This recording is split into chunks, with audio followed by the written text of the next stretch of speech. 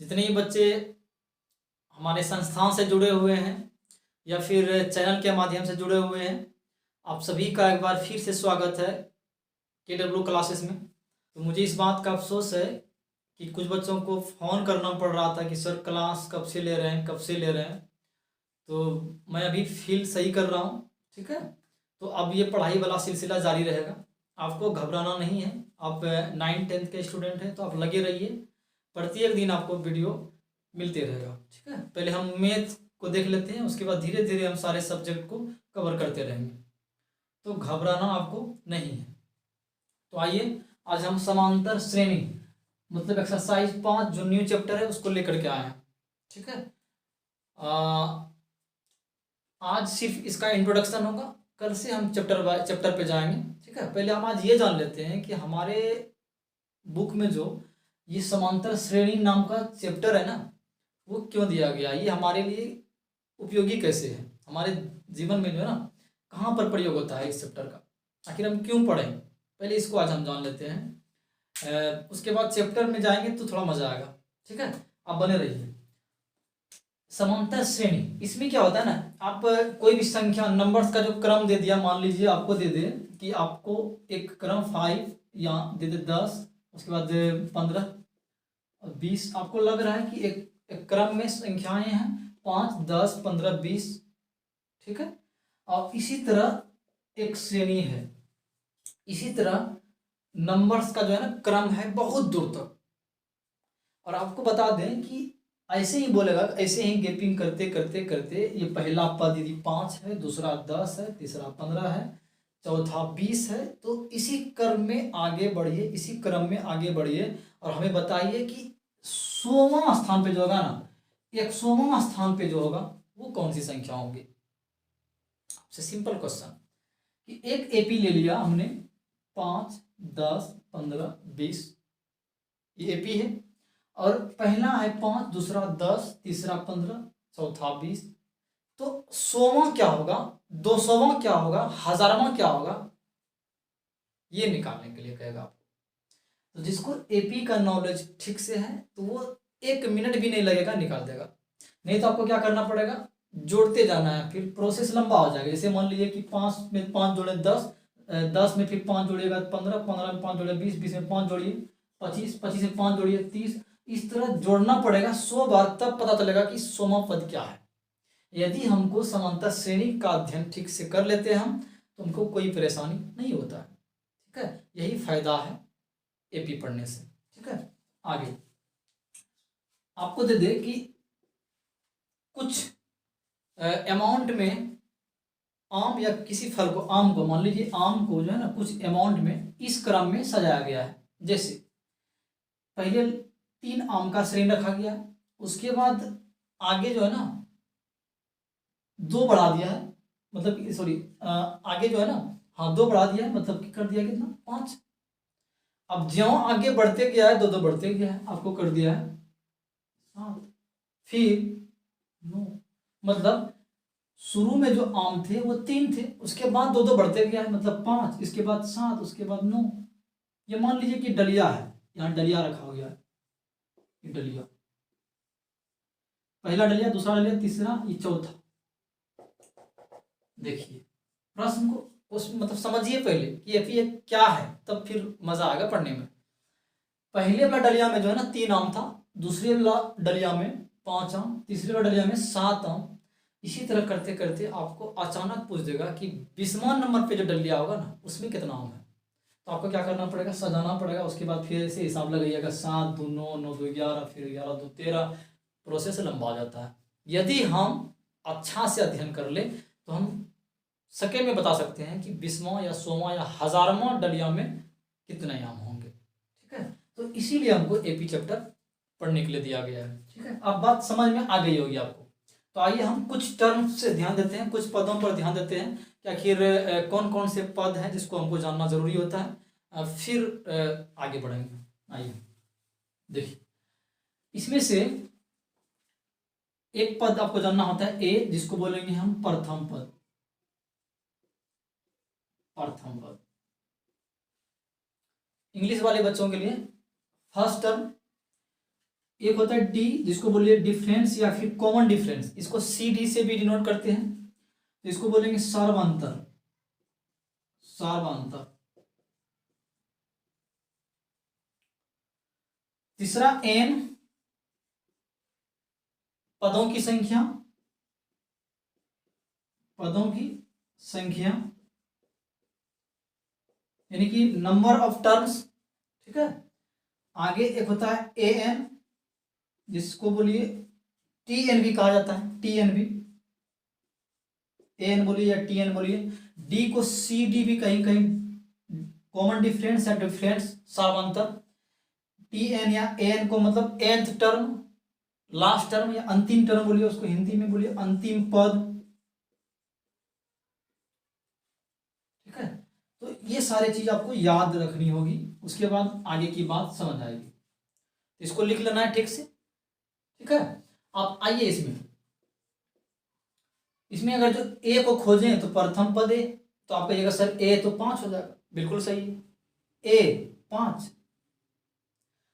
D सर्वांतर, D सर्वांतर मतलब common difference, मतलब अंतर कितना कितना का, देखिए 5 का अंतर है, 5 बड़ा है, 5 बड़ा है, 5 बड़ा है, 5 बड़ा है, तो डी का मान कितना हो जाएगा इसमें, डी 5 हो जाएगा। आगे एन, पदों की संख्या कितनी है, 1 2 3 4 5 6, जितने पद लेंगे उतना पद, जैसे मान लीजिए 1 2 3 4 यहीं तक लिए हैं, तो चौथा पद ये हो गया, तीसरा, दूसरा, ये पदों की संख्या को डिनोट करते हैं एन से। टी एन ए एन मतलब अंतिम पद यदि ज्ञात करनी है तो उसको डिनोट करेंगे ए एन से, आपको याद रहनी चाहिए। ए मतलब प्रथम पद, डी मतलब सर्वांतर, एन मतलब पदों की संख्या, टी एन ए एन अर्थात अंतिम पद। तो लिख लिए, ठीक है। आगे बढ़ते हैं। दूसरी बात आती है कि एपी में कौन है और कौन नहीं है, ठीक है। हम कैसे जानेंगे कि एपी में है और एपी में नहीं है, तो आपको हम बता दें कि कोई भी चीज, मान लीजिए एपी अगर जो रहता है ना, एपी एपी रहता है तो किस फॉर्म में रहता है आपको बता दें। आप एपी जो रहता है ना वो इस फॉर्म में रहता है, A1 A2 A3 A4। AP जो रहता है ना कुछ कुछ इस प्रकार रहता है कि इन दोनों का डिफरेंस सेम होता है, इन दोनों का जो डिफरेंस होता है, इन दोनों का डिफरेंस वही निकलता है, और इन दोनों का भी डिफरेंस ये निकलता है, मतलब प्रत्येक दो टर्म का जो डिफरेंस जो है ना, वो अंतर जो है वो समान रहता है। अर्थात आपको याद रखनी होगी कि यदि इन दोनों का अंतर हमने निकाला D1, फिर इन दोनों का अंतर हमने निकाला D2, और फिर इन दोनों का अंतर हमने निकाला D3, तो आपस में सभी इक्वल होंगे। अर्थात हम बोल सकते हैं कि D1 equal to D2 equal to D3, सब आपस में बराबर होंगे, तब जाकर के ये कहलाएगा कि किसमें है, एपी में है, अदरवाइज नहीं बुझे। देखिए एग्जांपल में, जैसे 2 4 6 8 10, आपको क्या करना है, चेक करना है कि ये एपी में है अर्थात नहीं है, तो आपको क्या करना है, डी निकालना है। और डी निकालने के लिए क्या बोले, D1 D2 D3 सब आपस में इक्वल होना चाहिए। तो आप क्या करना है, आपको करना है A2 माइनस A1, आपको क्या करना है A2 माइनस A1, या तो कर लेना है A3 माइनस A2, और कर लेना है A4 माइनस A3। हर अगले वाले पद में उसके जस्ट पिछले वाले पद को घटाएंगे, और यदि सब बराबर आए तो समझ जाना है कि एपी में है। अब देखिए 4 माइनस 2, यहाँ यही कर लीजिएगा, 4 माइनस 2 कितना, 2 आता है, 6, A3 कितना 6 माइनस 4 कितना आ गया 2, A4 कितना है 8 माइनस कितना 6 कितना है, ये सब इक्वल है। देखिए अर्थात डी का मान जो है ना वो सेम है, समान है, तो ये एपी में है। ये बोल सकते हैं कि ये किस में है, एपी में है। यदि इनमें से कोई एक 3 आ जाता तो एपी में नहीं होता। अर्थात आपको याद रखना है कि कोई भी संख्या का जो समूह है ना वो एपी में तभी हो सकता है जब उसका कॉमन डिफरेंस बराबर हो, अर्थात सार्वंतर बराबर हो।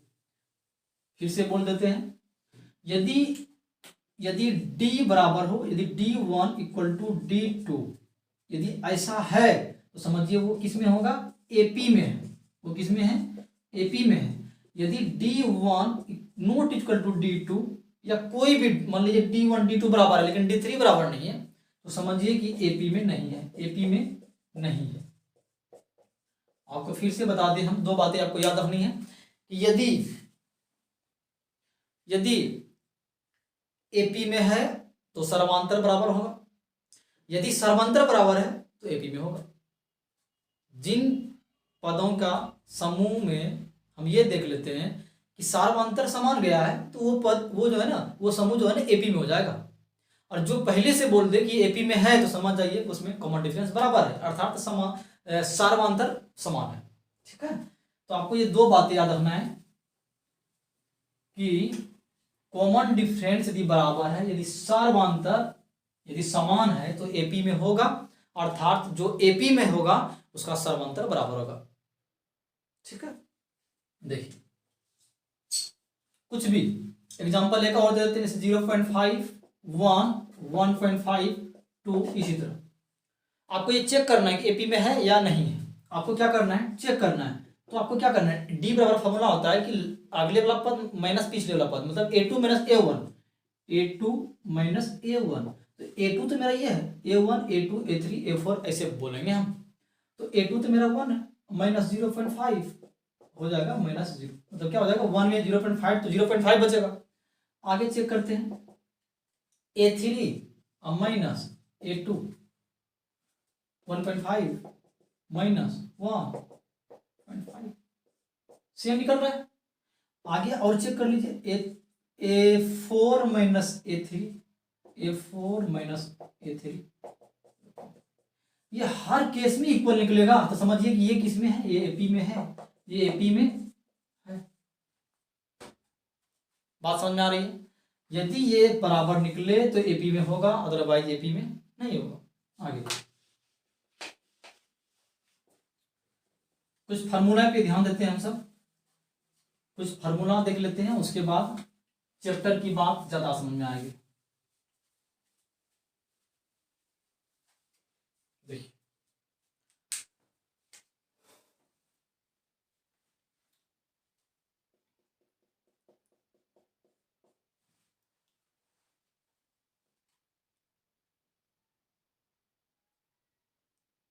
होता क्या है ना कि डी बराबर आपको फार्मूला याद रखना है कि a2 माइनस a1,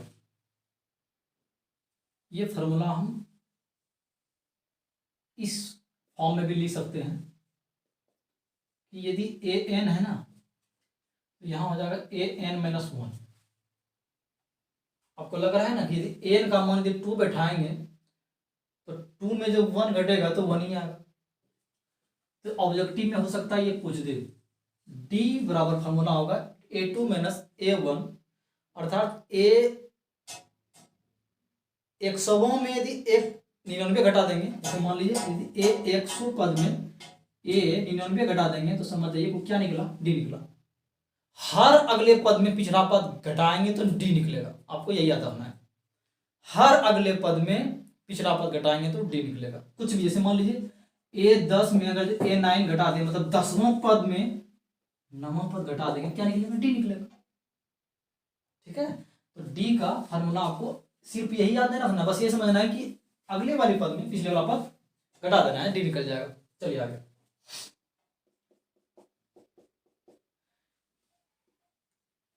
ये मेन बात आती है यहाँ पे। देखिए a1 जो है ना वो तो ए ही रहता है, a1 ए मतलब प्रथम पद, a1 1 मतलब प्रथम है ना। आगे a2 a plus D, a plus D, D समझ रहे हैं आप, डी मतलब सर्वांतर, डी क्या, सर्वांतर, कॉमन डिफरेंस। अच्छा a3 तो a प्लस 2d, देखिए यहाँ ए को डी था, यहाँ 2 को हो गया। a4 a plus 3d, a5 a plus 4d, a6 a plus 5d, अब तो आपको आसान लगने लगा होगा कि अब तुम कुछ भी निकाल सकते हैं। जैसे मान लीजिए आपको बोलेंगे ए 100, आप ए प्लस 99 डी, देखिए तो था, यहाँ 2 था, यहाँ 1 डी, यहाँ कुछ नहीं तो 1, यहाँ 3 तो यहाँ 2, ये तो जीरो का क्यों है। अब कुछ भी निकालने बोलते, आपको निकालने बोलते ए दे दे यहाँ पे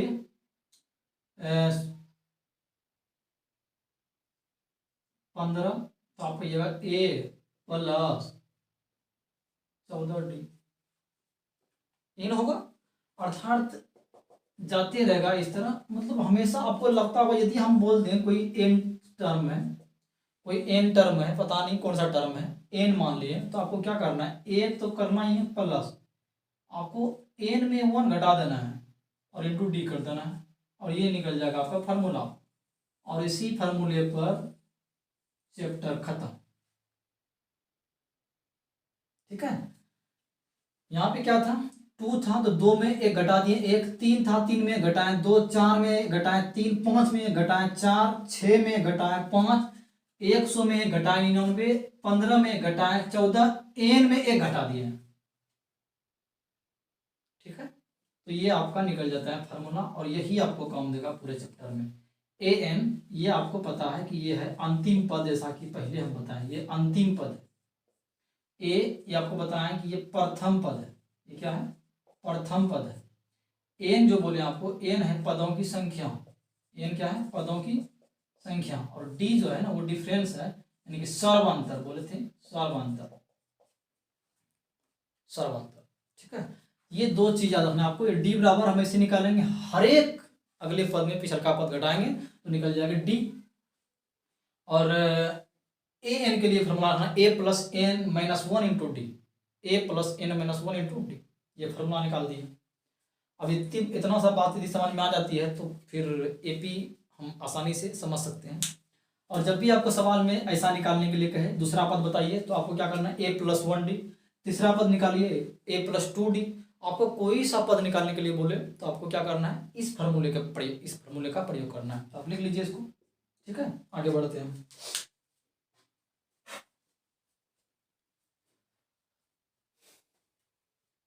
देखिए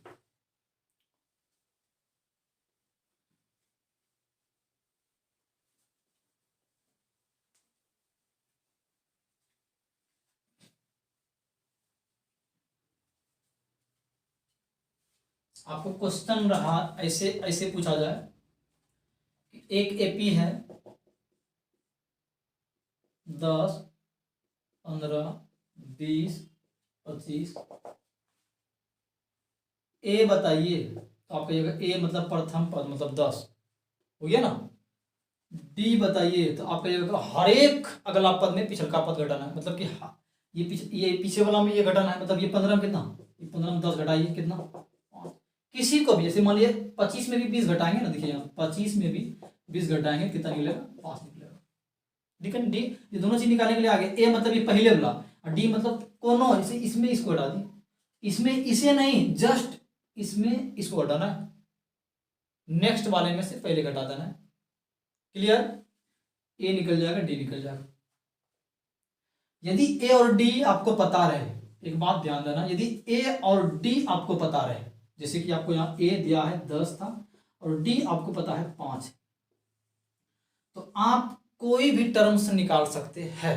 जैसे आपको हम बोल दें कि ए है 10 और डी है 5, इसका मतलब ये होता है, इसका मतलब ये होता है कि एक एपी है जिसका प्रथम पद 10 है, इसका मतलब ये होता है कि एक एपी है, एक समांतर श्रेणी है जिसमें कि प्रथम पद है 10, उसके बाद 5 बढ़ते गया है, डी मतलब वो बढ़ते गया है, डी बढ़ते गया है।